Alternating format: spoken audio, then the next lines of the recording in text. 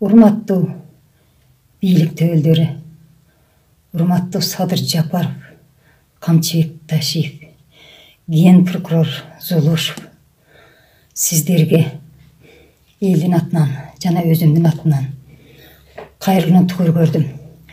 Себеби дегенде, бизди мына жаш өсүп келаткан канатыбыз, жаш кыздарыбыз, жаш балдарыбыз бейгүнөө ушул учурда кармалып камакта отурат. Өзүңүздөргө белгилүү. Бул балдар, бул кыздар болгону компромат суу өзүгө калсын, жер өзүгө калсын деген гана талапты койгон. Биздин Нарматова Оразайым азыркы учурда ден соолугуна байланыштуу ооруп атат.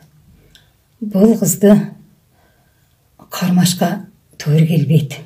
Сиздерде дагы кыз бар, эже бар, апа бар.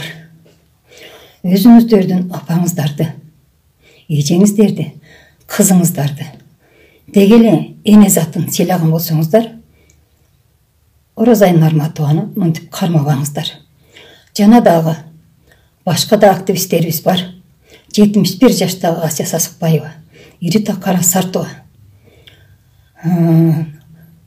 Аттарынан тотам 29 активисттерибиз отурат. Булардын бардыгын кармабаңыздар. Бул жакшы эмес, жакшылыкка алып барбайт. Элдин нааразычылыкка алып барат.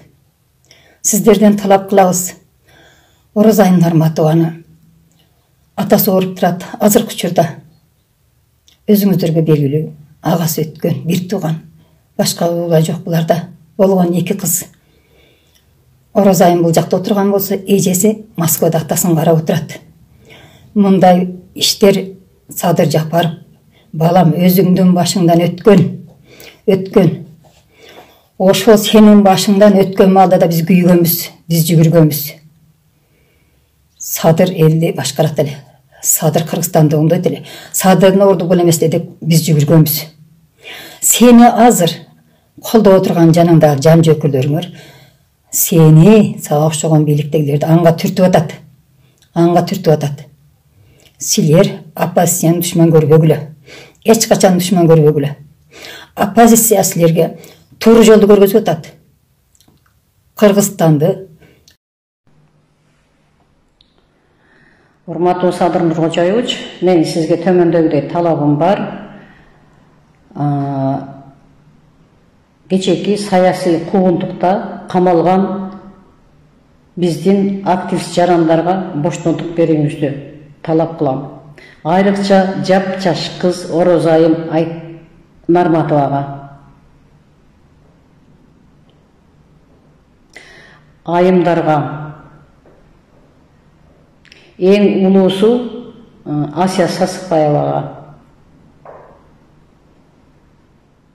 Аларды жаңы жылдын астында чыгарыңыз, үй камактан сурак жүргүзө бериңиз. Ушул менин талабым. Экинчи талап, кыргыз эли экиге бөлүндү. Биз каяка баратабыз?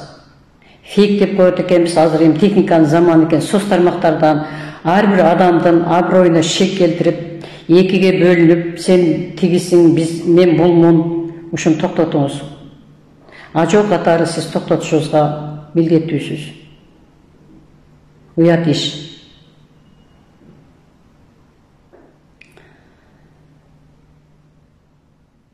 Сиз президентсиз.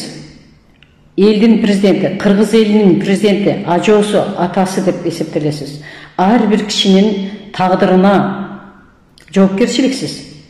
Анын үстүнө биз президенттик башкарууга өтүп, өзүңүздүн убадаңыз бар, ант бергенсиз. Мен ар бир кыргыз элинин жаранына гарант болом деп. Ошол берген антыңызды актаңыз. Жаңы жылдын астында дагы айтам, ушул активист жарандарыбызды үй камагына чыгарыңыз. Алардын да үй бүлөсү бар, келинчеги бар, балдары, кыздары бар, ата энеси бар. Жүрөктөрү сыздап отурат. Биз сизге ишенгенбиз. Ошол ишеничти актасаңыз, ең жақсы президент болып қаласыз. Саламатта болыңыз.